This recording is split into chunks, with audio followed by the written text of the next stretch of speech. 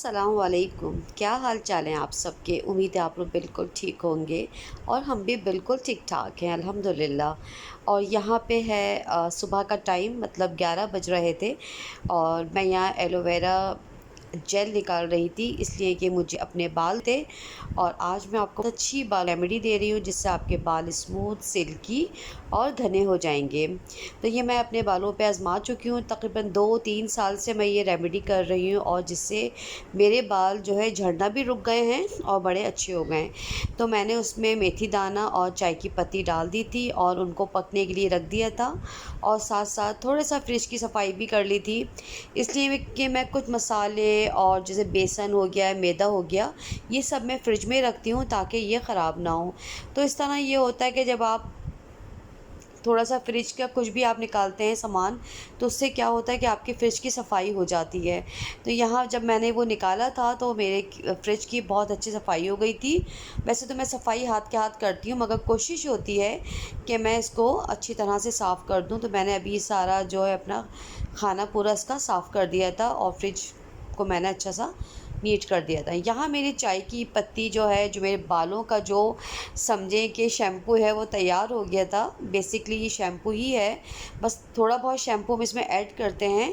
मगर चाय की पत्ती पक गई थी और मेथी दाना पक गया था। मेथी दाना वैसे भी बालों के लिए बहुत बेहतरीन है, तो मैं इसको चाय की पत्ती में ही पका लेती हूँ। और मैं मेथी दाने की चाय भी पीती हूँ कि ताकि वो वैसे भी अच्छा असर करे अंदर जाके बालों के लिए। तो बस यहाँ हमारे वो बालों की रेमेडी भी हो गई थी तैयार। और ठीक है, और मैंने अपने बाल वाल धो लिए थे, अल्हम्दुलिल्लाह बहुत अच्छे हो गए थे।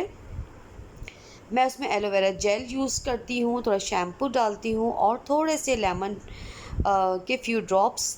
ठीक है, तो ये बालों को बहुत अच्छा कर देते हैं, शाइनी, सिल्की, स्मूथ। और बस मैं फ़ारिग हो गई थी, फिर ये शाम का टाइम था और फिर मैंने खाने की तैयारी स्टार्ट कर दी थी डिनर के लिए। तो यहाँ मैंने ये लौकी ले ली है। आज मैं बना रही हूँ बहुत ही मज़ेदार लौकी और चने की दाल मिक्स।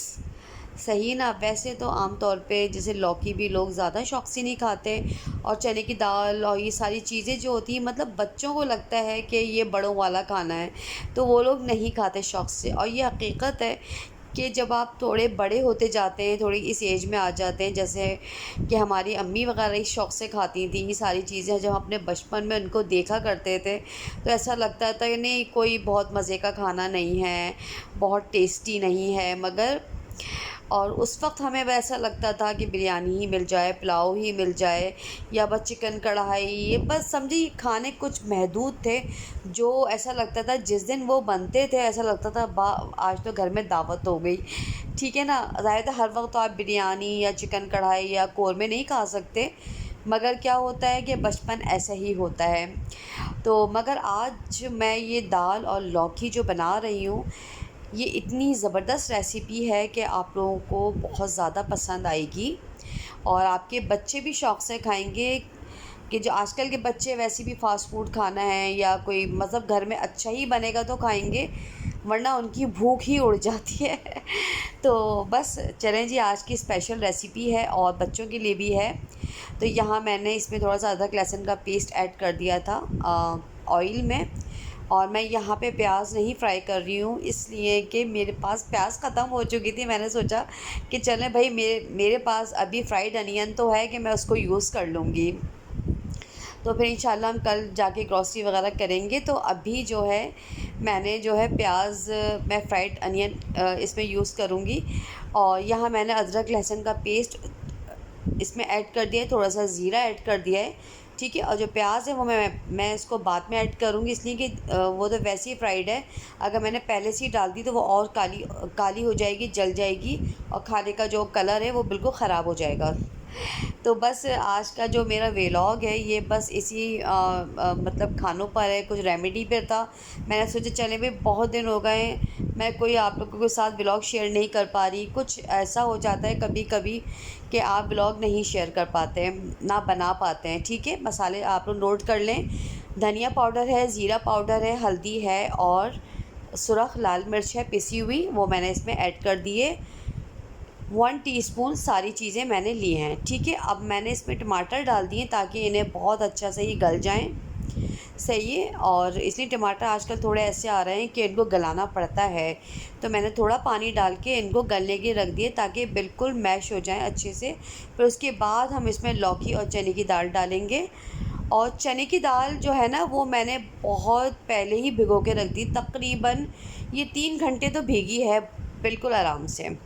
तो बहुत अच्छी भीग गई थी, तो फिर मैंने सोचा कि मुझे उसे अलग से बॉईल करने की ज़रूरत नहीं है, तो मैं इसको लौकी के साथ ही डाल दूँगी ताकि ये अच्छी तरह पक जाए, ठीक है। चलें जी, अब मैंने चने की दाल भी डाल दी है, लौकी भी डाल दी है, मसाला हमारा भुन गया था और इसको अब अच्छी तरह से आप मिक्स कर लें। तो ये बहुत अच्छी बनती है और मतलब जो बड़े भी लौकी नहीं खाते या चने की दाल नहीं खाते, तो वो भी शौक़ से खाएँगे। और लौकी हमें ये सोच के भी खानी चाहिए कि लौकी हमारे प्यारे नबी सल्लल्लाहु अलैहि वसल्लम की पसंदीदा सब्ज़ी थी। और जब मैं पढ़ रही थी हदीस, ये जब प्यारे नबी खाना खा रहे थे, तो उन्होंने उसको मतलब कद्दू कहते थे उसको, कद्दू को गोश्त में ऐड किया और उन्होंने कहा लौकी मतलब कद्दू ज़्यादा होना चाहिए। तो बस हमें फिर अल्हम्दुलिल्लाह, तो हमें यही सोचना चाहिए कि हमारे प्यारे नबी की पसंदीदा थी, तो फिर हम लोग भी इसको शौक़ से खाएँ। अच्छा जी, यहाँ पे जो है मैंने सोचा कि भाई लौकी चने की दाल है, कुछ दाल के साथ कुछ फ्राइड आइटम होना चाहिए, तो मैंने पापड़ तल लिए थे। बहुत दिन हो गए थे पापड़ घर में रखे हुए थे, इतने इस्तेमाल में नहीं आते इसलिए कि इतना नहीं हम लोग खाते फ्राइड आइटम। मगर क्या होता है कि जैसे दाल वगैरह बनती है तो इसके साथ ये चीज़ें बहुत अच्छी लगती हैं और मज़ेदार लगती हैं। तो यहाँ पे मैंने पापड़ भी तल के रख लिए थे और बहुत अच्छे लग रहे थे, तो मैंने कुछ खा भी लिए थे, मगर मैंने सोचा कि अच्छा लगेगा डिनर के साथ थोड़े से हमारे ये पापड़ भी फ्राई हो गए थे। यहाँ मैं कर रही थी दाल में भगार। मैंने इसमें हरी मिर्चें ली हैं चंद, 2-3 मैंने लाल हरी मिर्च ली है और ज़ीरा लिया है। इसका हम अब लगा देंगे तड़का बहुत ही मज़ेदार सा दाल में। तो यहाँ पे बस मैंने हरी मिर्चें ली हैं और लाल मिर्चें ली ताकि खूबसूरत लगे। वैसे तो मैंने सारा मसाला भून के ही दाल बनाई थी, मगर मैंने सोचा कि जब वो तड़का लगता है तो फिर बहुत ज़्यादा अच्छी दाल बनती है। चलें जी, उम्मीद है आपको आज की रेसिपी पसंद आई होगी। इंशाल्लाह मिलते हैं नेक्स्ट व्लॉग के साथ। जब तक के लिए अल्लाह हाफ़िज़ एंड टेक केयर। चैनल को फॉलो करें, सब्सक्राइब करें और लाइक करें। अल्लाह हाफ़िज़, दुआओं में याद रखिएगा।